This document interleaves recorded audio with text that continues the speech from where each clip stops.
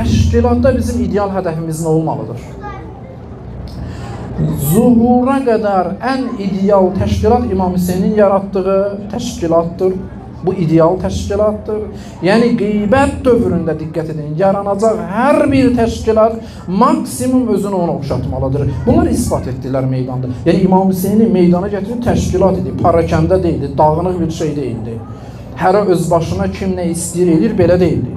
Hər şey hesablanmış. Sən filan məsələ cavab verirsən, sən filan kəs istəyirsən meydana gedəsən, indi getməyəcəksən, indi get su dalınca, sən filan işi görməlisən, sən filan işi görməlisən. Bu təşkilatdır. Yəni qardaşlıq rabitəsi əsasında ilahi məqsədə çatmaq üçün təşkil olunmuş bir qrup hədəfi var, proqramı var, şəxslər müəyyən olub, ilahi təşkilatdır. Bunun bir məramnaməsi, manifesti var idi ya yox idi? Biz deyə bilməliyik yox idi. Yaxşı, necə kəşf edək? Ən ideal təşkilat necə kəşf edək? Aşura ziyarətnamasına diqqət edilir. Yollardan biri budur.